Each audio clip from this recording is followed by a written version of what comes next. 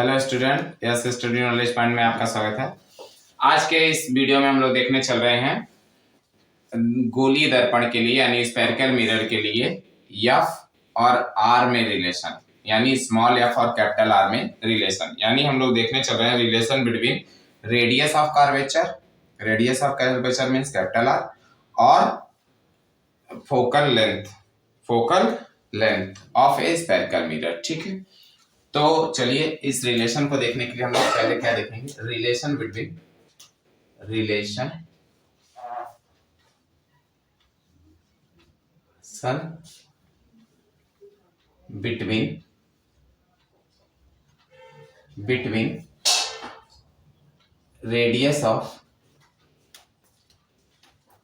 Radius of curvature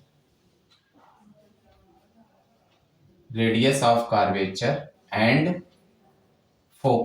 radius of curvature means capital are and focal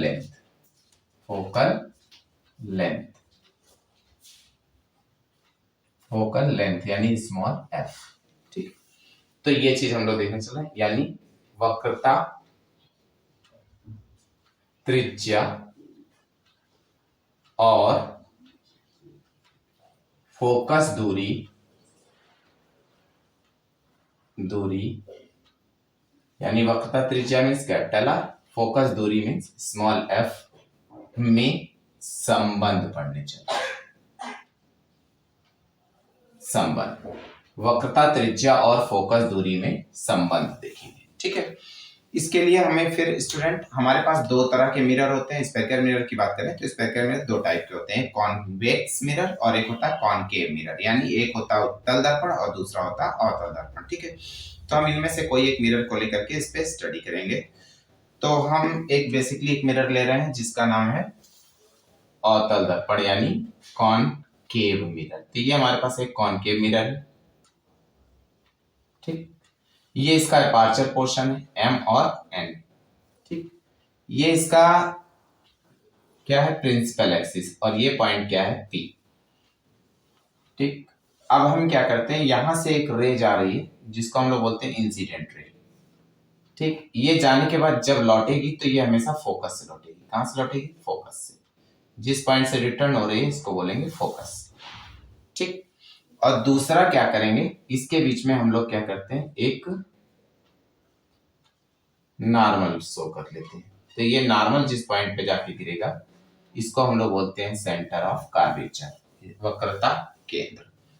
ठीक, चलिए अब हम क्या देखेंगे, ये जो एंगल है, इंसिडेंट एंगल से जो एंगल बन रहा है, इसका अगर नाम रखें A और इसको बोल रहे हैं, ये हमारा P पॉइंट है, इसको हमने बोल रखा है B। ठीक, और ये हमारा हो गया एंगल I और ये हो जाएगा एंगल R।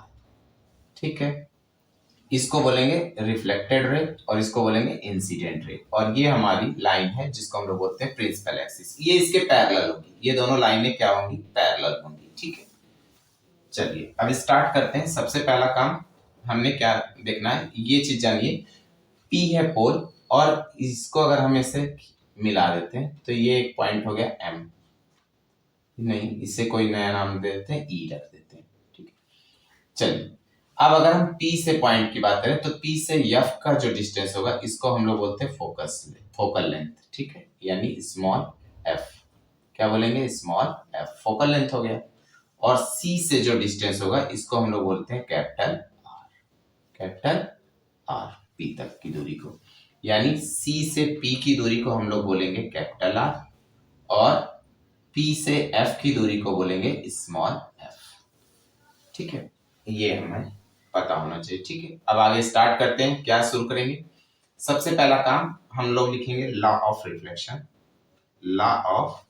रिफ्लेक्शन। एक चीज और देखिए बेटा, ABC ये हमारा कौन सा एंगल है, इंसिडेंट एंगल है, ABC इसको बोलेंगे एंगल I, और दूसरा होगा CBF इसको बोलेंगे एंगल R। चलिए लॉ ऑफ रिफ्लेक्शन लिखते हैं। लॉ ऑफ रिफ्लेक्शन मीन्स परावर्तन का नियम। हिंदी में लिखें तो इसको बोलेंगे परावर्तन का नियम। ठीक, तो परावर्तन का नियम, कौन सा नियम लेंगे? Law of reflection. कौन सा? सेकेंड लॉ ऑफ रिफ्लेक्शन कर लेते हैं। सेकेंड लॉ ऑफ रिफ्लेक्शन यानी परावर्तन का द्वितीय नियम ले रहे हैं। कौन सा नियम ले रहे हैं? द्वितीय नियम। तो द्वितीय नियम में क्या होता है? एंगल आई जो होता है एंगल आर के इक्वल होता है। तो एंगल आई को हमें क्या लिखना है? ए बी सी इक्वल होगा एंगल सी बी एफ के। ये हो गया इक्वेशन फर्स्ट। ठीक है, दूसरा हमें क्या लिखना है? ए बी और ये है सी पी।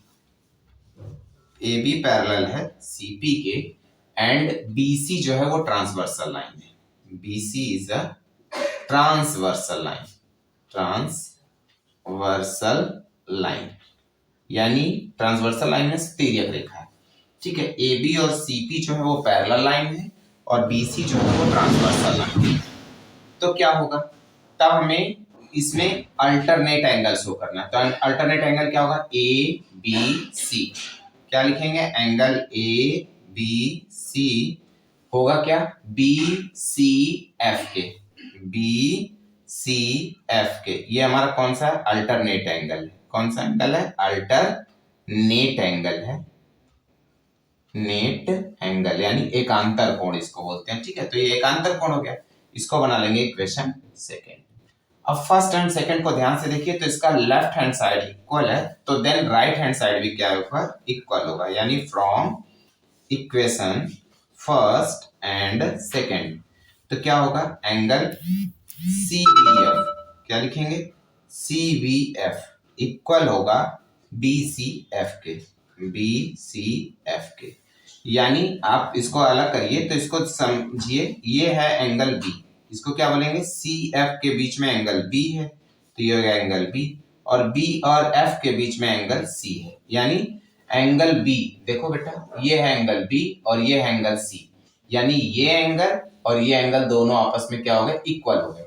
यानी सी एफ बी, ध्यान से समझिएगा, in case triangle C F B is a, देखो दो एंगल इक्वल है, अब मतलब ये और ये एंगल इक्वल है तो ये ट्रायंगल हमारा जो होगा वो आइसोस्केलस होगा यानी समद्विबाहु त्रिभुज होगा। ठीक है, तो ये हो गया C F B is an isosceles triangle. ठीक, और ये आइसोसेलेस ट्रायंगल का यानी समद्विबाहु त्रिभुज है। तो इसकी डिफिनीशंस के अनुसार ये दो एंगल इक्वल हैं तो इसके दो साइड इक्वल होंगे। कौन कौन से साइड इक्वल होंगे? ये होगा सी एफ और दूसरा इक्वल होगा बी एफ। ठीक है, ये दोनों आपस में क्या हो जाएंगे? इक्वल हो जाएंगे, यानी सी एफ जो होगा वो बी एफ के इक्वल होगा। ठीक है, इफ यदि एपार्चर मीन्स ये जो एपार्चर है ये वेरी स्मॉल हो। इफ एपार्चर इज वेरी स्मॉल, अगर एपार्चर जो होगा, एपार्चर मीन्स द्वारक अगर बहुत छोटा होगा तो ये जो बी होगा ये फाइंड कहाँ हो जाएगा? पी पर, यानी बी इज शो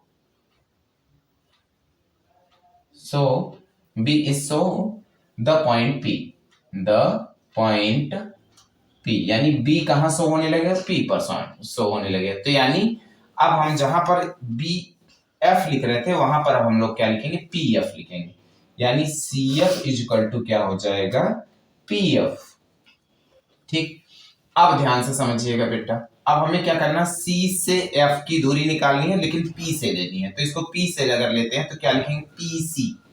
क्या लिखेंगे? CF को लिखेंगे PC माइनस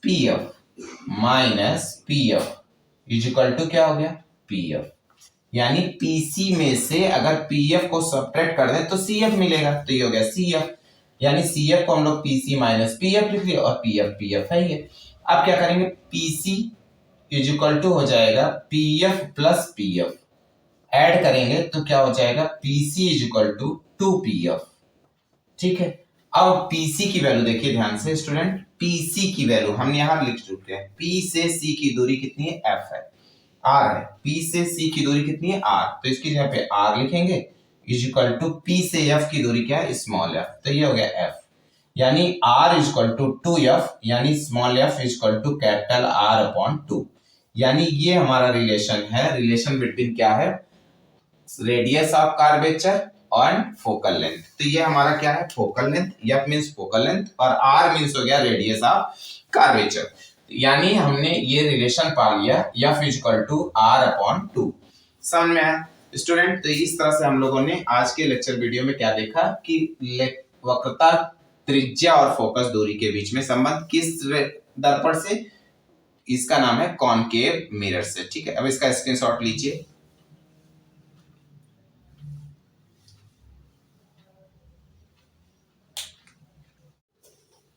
स्टूडेंट अब हम लोग देखेंगे मिरर फार्मूला। ठीक है, तो आज है मिरर फार्मूला, मिरर फार्मूला, इसको बोलेंगे दर्पण सूत्र, दर्पण सूत्र। ठीक है, तो इसमें हमें क्या लेना है, एक मिरर लेंगे, ये हमारा है कॉनकेव मिरर। ठीक है, ये है कॉनकेव मिरर और ये है कॉनकेव मिरर का एपर्चर एम और एन, इसको बोलेंगे पोल, ये हमारा हो गया पोल। ये हमारा प्रिंसिपल एक्सिस है और ये पॉइंट जो है इसको बोलेंगे पोल। ठीक है, प्रिंसिपल एक्सिस यानी मुख्य अक्ष। ठीक है, एम एन ये हमारा क्या है, कॉनकेव मिरर का यानी अवतल दर्पण का द्वारक है, और पी क्या है, पोल है, और ये हमारा प्रिंसिपल एक्सिस यानी मुख्य अक्ष है। अब इस पे हमने एक ऑब्जेक्ट रखा है, ये हमारा ऑब्जेक्ट है ए और बी, ए बी हमारा एक ऑब्जेक्ट है। अब हम क्या करेंगे, इससे एक रे जाएगी, ये जो इंसिडेंट रे, ये जो जा रही है इस रे को बोलेंगे इंसिडेंट रे, और ये रिफ्लेक्ट होगी कहां से, फोकस से, जिस पॉइंट से रिफ्लेक्ट होगी इसको बोलेंगे फोकस। ठीक, दूसरा जो होगा वो हमारा रे जाएगा सेंटर ऑफ कर्वेचर से, ये जहां से जा रही है इसको बोलेंगे सेंटर ऑफ कर्वेचर, और सेंटर ऑफ कर्वेचर का मतलब वक्रता केंद्र से, और ये वक्रता केंद्र हो गया, ये फोकस दूरी, फोकस हो गया। अब फोकस और वक्रता केंद्र हो गया, अब ये वक्रता केंद्र से जो रे जाती है वो वक्रता केंद्र से ही रिटर्न होगी। ठीक, और इसके बीच में हमारा इमेज फॉर्म होगा, ये इमेज हमारा क्या हो गया, उल्टा इमेज बन गया। ठीक है, अब ध्यान से देखिएगा, ये हमारा हो जाएगा ए डैश और बी डैश। अब हम क्या करते हैं, इस पे एक परपेंडिकुलर लंब डाल देते हैं। ठीक, और इसका नामकरण कर देते हैं सी, और सी हो ही चुका है, ई और एफ कर देते हैं, ई और एफ की बजाय एच कर देते हैं, ई और एच हो गया। ठीक, अब ध्यान से देखिएगा स्टूडेंट, तो अब हमारे पास कुल मिलाकर के 4 ट्रायंगल बन चुके हैं। कितने ट्रायंगल बने, 4। ध्यान से देखिएगा, पहला triangle, first, second, third and fourth. अब इन्हें हम क्या करना है, आराम से देखिएगा, इन चारों को हम लेकर के पहले हम लोग इनको सिमिलर बताएंगे। क्या बताएंगे, सिमिलर। तो हमारे पास पहला जो ट्रायंगल, ये हमारा ऑब्जेक्ट है, ए बी क्या है, ए बी ऑब्जेक्ट है, ऑब्जेक्ट। ठीक है, ऑब्जेक्ट मीन्स वस्तु। ठीक, और दूसरी चीज हमारे पास है ए डैश बी डैश, ये हमारा B dash, A dash B dash, ये हमारा इमेज है, इमेज यानी प्रतिबिंब बोलेंगे, प्रतिबिंब है। ठीक, अब कुछ चीजें हम डायरेक्शन की बात कर लें। अगर P से F को देखा जाए तो P से F ये हमारा फोकस दूरी है, फोकस दूरी का मतलब हो गया स्मॉल f। ठीक, और ये फ्रंट में इसलिए माइनस में होगा। अब यहाँ P से A की बात कर लें तो P से A डैश जो है वो हमारा इमेज है, तो इमेज हो गया माइनस भी। ठीक है, और P से C की बात कर लें तो P से C जो है इसको हम लोग बोलेंगे यानी रेडियस ऑफ कर्वेचर। तो रेडियस ऑफ कर्वेचर का मतलब कैपिटल आर, और इसको स्मॉल में -2f लिख लेंगे। और फिर P से B यानी ऑब्जेक्ट हो गया, P से B यानी ऑब्जेक्ट का लेंथ हो गया, इसको बोलेंगे -u। ये सारी चीजें हमें जानना चाहिए। ठीक है, अब हमने क्या किया है, ए बी के इक्वल एक लाइन ड्रा किया जिसको हम लोग बोलेंगे ई और एच। ठीक है, इतनी बातें हमें जानना है, ये हमने लेट सपोज कर लिया है।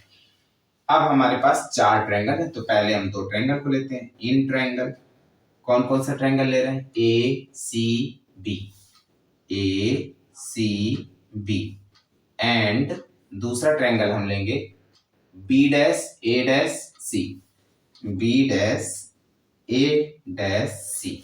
ठीक है, यानी सेंटर ऑफ कर्वेचर मेरा मेन मकसद रहा इन दोनों ट्रायंगल के बीच का। अब स्टार्ट करते हैं, ध्यान से समझिएगा। ये इस पे परपेंडिकुलर है, ये इस पे परपेंडिकुलर है, तो क्या लिखेंगे, लिखेंगे क्या, सी B A, C B A equal होगा B dash A dash C, B dash A dash सी। ये दोनों ही इक्वल क्यों है बेटा, क्योंकि ये 90 डिग्री है, क्योंकि ये 90 डिग्री है। दूसरा ध्यान से देखेंगे, अब हमारे पास देखो ये हमारा ए डैश बी, क्या बोलेंगे, ए डैश बी, दिख रहा है, ये रहा ए डैश और ये रहा बी, और दूसरा हमारा है A B dash and A B dash. ये दोनों कैसी लाइन है, इंटरसेक्टिंग लाइनें हैं, ऐसे लिखेंगे, are intersecting line, are intersecting line, intersecting line, यानी ए डैश बी और and A B dash are intersecting line, यानी प्रतिच्छेदी रेखाएं। कैसी रेखाएं, प्रतिच्छेदी रेखाएं।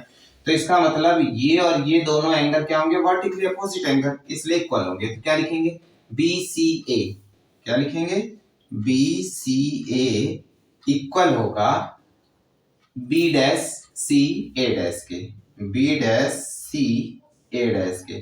क्यों इक्वल है, क्योंकि ये वर्टिकली अपोजिट एंगल है, वर्टिकली अपोजिट एंगल है। तो ये दोनों अगर एंगल इक्वल हो गए तो इसका मतलब ये ट्रायंगल और ये ट्रायंगल हमारा क्या हो गया, सिमिलर हो गया। तो हम क्या लिखेंगे, in triangle A C B similar है triangle B dash A dash C के। और अगर ये सिमिलर है तो इसका मतलब हमारे कुछ साइड्स ऐसे होंगे जो रेशियो बनाएंगे। तो कुछ साइड क्या, तीनों साइड रेशियो बनाएंगे। तो तीनों साइड में हमें क्या करना है, केवल ये लेना है और ये लेना है। तो हम क्या लिखेंगे, यानी पहले इमेज, ऑब्जेक्ट और इमेज के बीच में देखें तो ए बी हो गया और इसका हो गया ए डैश बी डैश। ठीक है, इज इक्वल टू हो जाएगा, इसका डिस्टेंस हो गया बी सी और इसका डिस्टेंस हो गया सी ए डैश, सी ए डैश। ये बन गया इक्वेशन फर्स्ट। अब इसी तरह से इन ट्रायंगल, दूसरा ट्रायंगल अब हम लोग लेंगे, कौन सा, दूसरा ट्रायंगल लेंगे ये ई एच एफ, क्या लिखेंगे, E H F and B dash A dash F, triangle B dash A dash F. ठीक है, अब इन दोनों को भी हमको क्या बताना, सिमिलर। तो सिमिलर आराम से बताइए कैसे लिखेंगे, ई एच एफ, ये 90 डिग्री लिखेंगे, E H F is equal to F A dash B, F A dash B. ये दोनों ही ट्रायंगल हमारे क्या हो गए, बी डैश, ये दोनों 90 डिग्री यानी राइट एंगल हो गए। ठीक, अब देखो ए डैश एच, क्या लिखेंगे, A dash H and E B dash, and E B dash are intersecting line, intersecting line. और अगर ये इंटरसेक्टिंग लाइन है तो हमारा वर्टिकली अपोजिट एंगल बनेगा। तो क्या लिखेंगे, पहले लिखेंगे ई एफ एच, क्या लिखेंगे, angle E F H equal होगा B dash F A dash, B dash F A dash. ये दोनों कैसे हो गए, वर्टिकली अपोजिट एंगल। सी सभी कौन से, तो ये दोनों ही एंगल अगर इक्वल हो गए तो हमारा ट्रायंगल क्या हो जाएगा, सिमिलर, यानी ई एच एफ सिमिलर है triangle B dash A dash F के।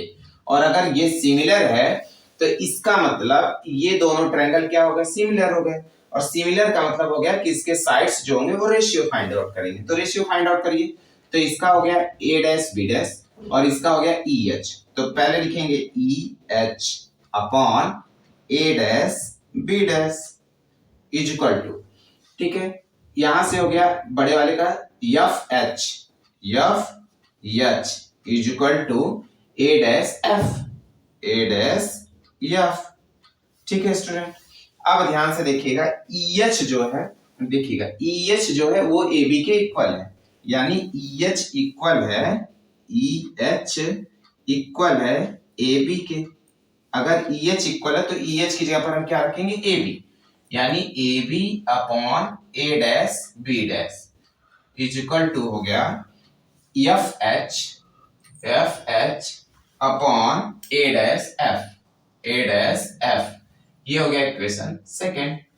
अब ध्यान से देखिएगा, इफ यदि एपर्चर इज वेरी स्मॉल, अगर एपर्चर वेरी स्मॉल होगा तो E कहां पर फाइंड आउट होने लगा, P पर, यानी E is the point shown on the point E कहां शो होने लगेगा, P पर, और H जो होगा वो P पर हो जाएगा। तब हम क्या पढ़ेंगे, ध्यान से देखिएगा, अब हम क्या करेंगे, AB is equal to A dash B dash is equal to E को हम लोग P से अटैच कर देंगे, ठीक। तो अब देखिए ध्यान से हम क्या करने चल रहे हैं, पहला काम तो हम क्या करते हैं, फर्स्ट एंड सेकंड से पहले देखते हैं। फर्स्ट को देखो AB upon A dash B dash है और BC upon C A dash है, तो हम पहला काम तो यही कर लेते हैं। पहला काम क्या करते हैं, फर्स्ट एंड सेकंड से बात कर लेते हैं। फर्स्ट एंड सेकंड को पहले देखो तो क्या हो जाएगा, BC, इसका लेफ्ट हैंड साइड और इसका लेफ्ट हैंड साइड सेम है तो राइट हैंड साइड सेम होगा, BC upon CA dash is equal to FH upon A dash F, ठीक है। अब ध्यान से देखिएगा बेटा, अब हमारे पास जो H है वो P पे शो होने लगेगा, क्यों, अगर E P पे शो होगा तो H जो होगा वो P पे आ जाएगा। तो अब हमें क्या करना है, BC अपॉन CA डैश, जहां H है वहां पर हमें P लिखना है, तो ये हो जाएगा FP upon A dash F। चलिए अब इस सब की दूरी को हमें P से अटैच करना है, यानी जैसे BC है तो देखिए ये हमारा BC है, अगर हम इसको P से पढ़ें तो कैसे लिखेंगे, तो P से अगर हमको इसकी वैल्यू निकालनी तो लिखेंगे क्या, PB पूरी दूरी। अब इस PB में से अगर हमें BC चाहिए तो PB में से अगर PC घटा दें, किसको घटा दें, PC, तो हमारा BC निकल जाएगा। देखिए ध्यान से, PB और इसमें से PC को सब्ट्रैक्ट कर देंगे तो BC बच जाएगा, अपॉन CA डैश, ये रहा हमारा CA डैश। अगर इसको निकालना तो कैसे निकालेंगे, PC में से PA डैश घटाएंगे, क्या लिखेंगे, PC माइनस PA डैश। फिर से समझिए, ये हमारा PC है, अगर इसमें से PA डैश घटा देंगे तो A डैश C निकल जाएगा, ठीक है। PF, इसको ये P से है ही है तो इसमें कोई डिस्टरबेंस नहीं। A डैश F, देखिए ये रहा A डैश F, तो इसको कैसे निकालेंगे, PA डैश, क्या लिखेंगे, PA डैश, समझ में आ रहा है, PA डैश। अब उसमें से PF माइनस कर दें, माइनस PF। चलिए अब हमारे पास सब की वैल्यू हमने पहले से लिख रखी है। P से B की दूरी देखिए U है तो यहां लिखेंगे माइनस U। P से C की दूरी देखिए हमने लिख रखा है माइनस 2F, तो ये माइनस माइनस प्लस हो जाएगा 2F, अपॉन P से C की दूरी हो गई minus 2F, minus PA dash की दूरी देखिए माइनस V यानी plus V, is equal to P से F की दूरी F हो गई, ठीक है, माइनस F, और PA डैश की दूरी मैंने लिख रखा माइनस V, ठीक, और PF की दूरी माइनस F यानी प्लस। अब क्या करेंगे, इसका इसमें क्रॉस मल्टीप्लाई करेंगे तो ये हो गया minus U plus 2F is equal to minus V plus F is equal to minus F minus 2F plus V। चलिए स्टूडेंट अब इसका इसमें मल्टीप्लाई करते हैं तो माइनस V का माइनस U में करेंगे तो प्लस UV हो जाएगा, फिर माइनस V का इसमें करेंगे तो माइनस 2FV, फिर F का इसमें करेंगे तो माइनस UF, और f का इसमें करेंगे तो ये हो जाएगा +2f²। ठीक है स्टूडेंट, अब इसका अंदर मल्टीप्लाई करेंगे तो ये हो गया माइनस माइनस +2f² और फिर -fv। ठीक है, यह 2f² से 2f² कैंसिल आउट हो गया। अब हमारे पास बचा क्या, देखिए ध्यान से, fv माइनस में इधर भेजेंगे तो क्या होगा, uv -fv प्लस 2fv और माइनस uf है, इधर आकर के uf प्लस में हो गया।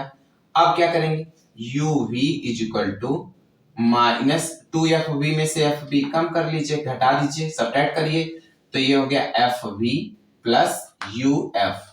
ठीक है, अब सब में uvf से डिवाइड करेंगे। ठीक है, तो सब में किया जाए तो ये हो गया uv/uvf, इसमें डिवाइड हो गया। अब fv/ लिखेंगे uvf प्लस uf/uvf। चलिए अब इसमें देखिए क्या कैंसिल हो रहा है, u से u कैंसिल, v से v कैंसिल, बचा क्या 1/f। इसमें देखिए f से f कैंसिल, v से v कैंसिल, बचा क्या 1/u। और यहाँ पर देखिए u से u कैंसिल, f से f कैंसिल, बचा क्या 1/v। यानी r करके लिख सकते हैं 1/f = 1/v प्लस 1/u। ये हमारा स्टूडेंट मिरर फार्मूला है। तो मिरर फार्मूले में हम लोग क्या देखें, 1/f = 1/v प्लस 1/u। अगर हम बात करें f की तो f is a focal length, focal length. ठीक है, हिंदी में बोले तो फोकस दूरी। ठीक, और v को अगर हम देखें तो इसको बोलते हैं और इमेज डिस्टेंस, यानी इमेज डिस्टेंस, इमेज डिस्टेंस यानी प्रतिबिंब की दूरी, प्रतिबिंब की दूरी। ठीक, ये हमारी प्रतिबिंब की दूरी हो गई।